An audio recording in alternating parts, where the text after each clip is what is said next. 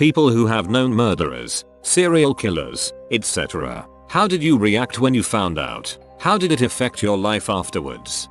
I knew a kid in Boy Scouts who moved to a different town and beat a homeless man to death when he was 17. I wasn't terribly surprised. I'd heard stories about him killing kittens when we were younger, and I suspected that his adopted father, our scout master, was a molester. Beat a homeless man merit badges for gangs, not the Boy Scouts. My sister's ex-boyfriend is in jail currently for killing his next girlfriend and putting her body into a cement-sealed barrel. It's so awful for that girl and her family, but all I could think is what a revenge mission I would be on if it had happened to my sister. It still keeps me up at night. The cement part makes me think of Junko Furuta. That was a much longer story though. She was tortured before she died. The worst part is Japan's laws regarding underage killers. I'm really glad your sister isn't hurt, and I hope that girl's family, and, if you believe in an afterlife, that girl, find peace. One day I was working on a family tree, and I'm quizzing my mom about different names and connections and stuff. Then out of nowhere she tosses out, and then there was old Aunt Tilly, who strangled a little boy in her living room. Stop the press. Say what? She explained that Tilly started hearing voices, and there was a little boy who used to always come by in the afternoon for cookies. One day he came in and she strangled him to death, and was found wandering the streets, babbling to herself. She was in an insane asylum for 7 years, and was then released, and died shortly thereafter. Though I never knew this relative, I found a newspaper article about it, and was haunted by the image of the little boy, and wondered about how many generations of his family were affected by this horrible event. OHH, I had an Aunt Zilla who raised her illegitimate child in her attic for 12 years. We don't talk about Aunt Zilla often. Sort of off topic, but when Ted Bundy was in prison, in Florida, I think, his favorite reporter to speak with was my cousin. She still has the Christmas card he sent her one year. They had a falling out while he was on death row, and I think he sent her death threats. I knew James Holmes in college. He was 1 year ahead of me, but same major. I remember taking classes with him. He also did a bit of research in the Vive area, and so did I, but in separate labs, so our paths crossed often. I remember him being super paranoid. I remember filling out health questionnaires, medical clearance forms for a final that required in vivo work and access to the vivarium. He threw fit in our lab, telling our TA he wasn't going to fill it out. He finally did, but put a disclaimer on the bottom of it. It was bizarre. I think that was around 08/09. I think he was already unraveling then. I remember when I found out about Aurora, I was working when my old college roommate texted me asking if I heard about the shooting in Colorado, followed shortly by her texting me who did it. My roommate remembered him clearly from a GE class we both took with him. I remember feeling scared for some reason when I put the name to her face. My teeth started chattering wildly. I was shocked. It still freaks me out to this day remembering working in labs and having class discussions with that guy. We were definitely not friends, but I probably saw him nearly every day for at least a couple years. I can still see him working across from me under a fume hood in my mind's eye anytime his name is brought up. One of my classmates was shot in the head at that shooting. It's interesting to hear from someone who knew him before that time.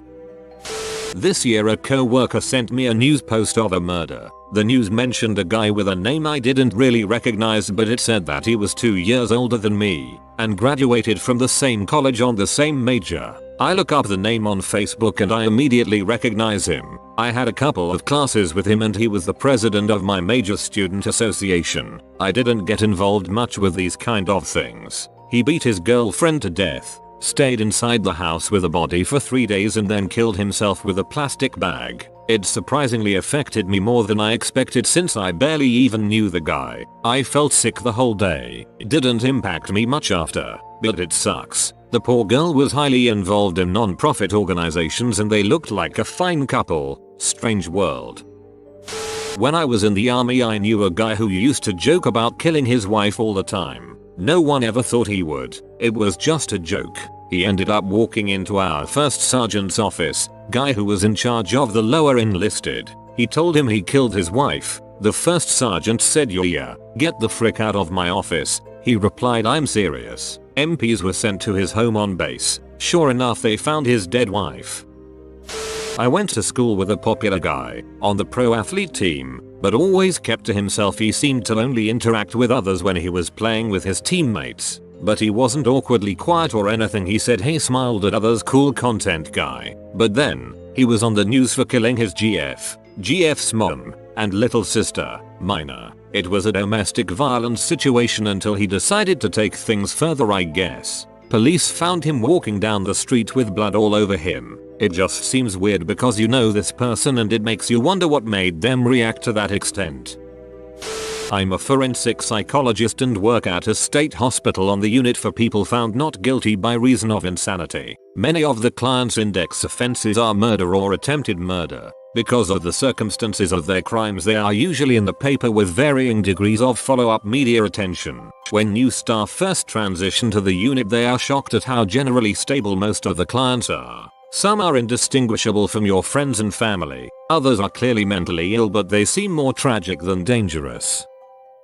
I cut my teeth as a teacher at a rough school in Portsmouth. It was a deprived area where lots of students had it tough outside the school gates. Lots of drug-addicted parents, thieves as role models, etc. I've posted before about a boy who pulled a knife in my classroom. I once taught a boy called Sam. He was a rude, aggressive boy who liked to make people squirm. He had streak in him that, when it came out, made him into something akin to evil, cutting girls' hair, pushing over old ladies, and the like. However, Sam and I had a strong relationship. I was always praised for getting through to him and we often had lengthy chats about life after secondary school. It was my second year as a teacher when he left and I genuinely thought I'd made a difference. 5 years later, Sam's face is on the news. He's mown down 2 teenage girls, on purpose, as they walked home from a party. He drove over them, then rounded a roundabout to drive over them again. Nothing compared to the horror I felt alongside the impotent feeling left inside me. I thought I'd perhaps got through to him in some way, but clearly I hadn't. I felt like I should have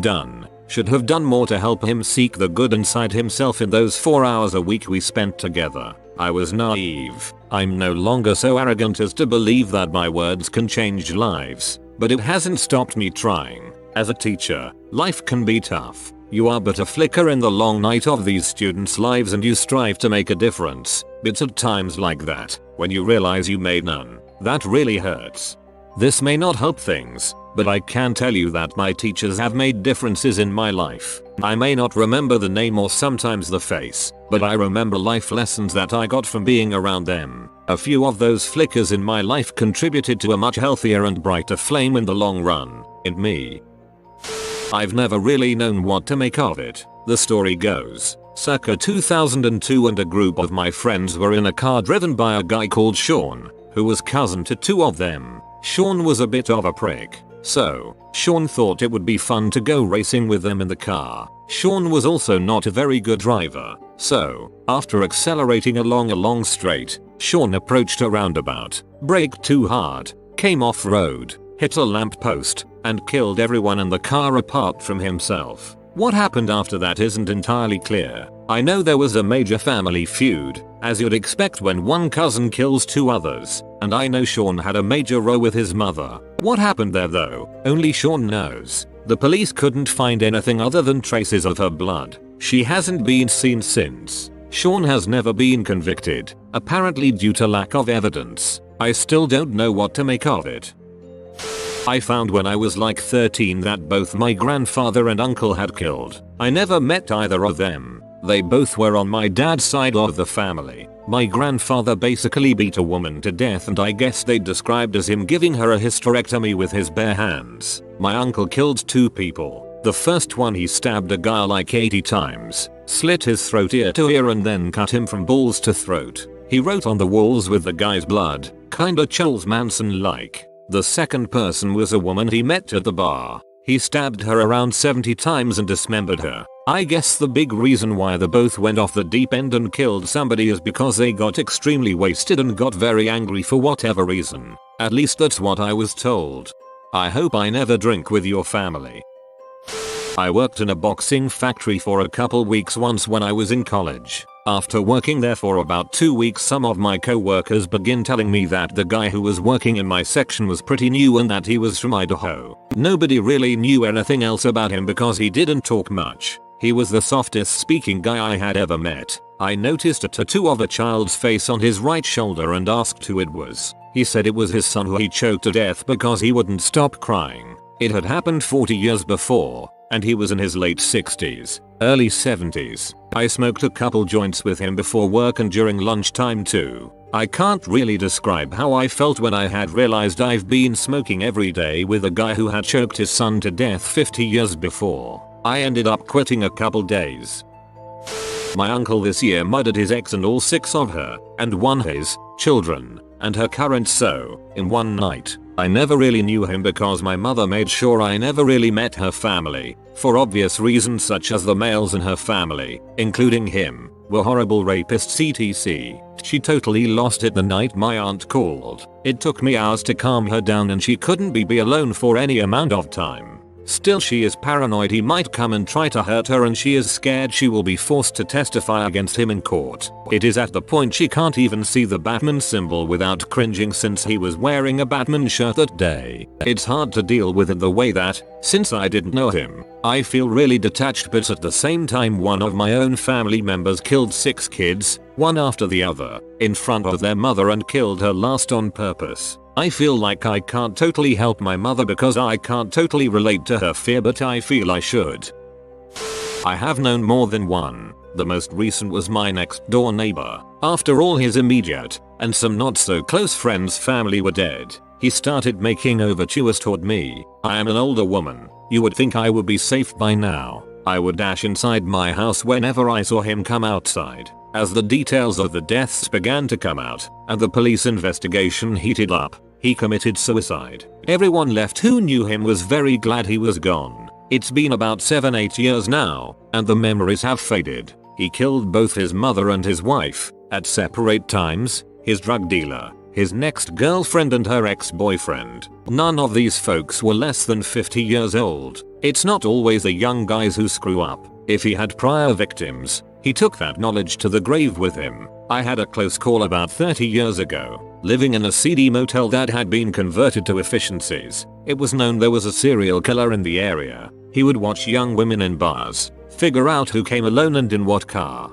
Then, he would flatten their tires and be that kind stranger who offered to help them when they went to go home. Their bodies, I think he stabbed them, perhaps strangled as well, were being found in a few days after each one went missing. He killed the daughter of a very close friend. I was napping one day, worked nights, and a noise woke me. I did not identify the noise, but when I saw the closet door ajar I immediately ran outside to a neighbor for help. I am obsessive about closing doors when I sleep. The door was wide open when we returned to investigate, and there was a footprint in the middle of the bed where I had been sleeping. It was clear the intruder had left via the very large window immediately next to the bed. A few days later, the killer was caught. He had been working at that seedy motel efficiency as their handyman. I am convinced I was extremely lucky that time. I generally gravitate to the outcast in any group, to try to ferret out their story. Can't help it. Really sucky childhood. I have come across many more really scary ones, some very interesting ones, and lots of just plain sad ones. I feel I am so very lucky not to have suffered more than I did. And the best part, I am still alive. Well, you can't not tell us the stories now. They sound like a heck of a book.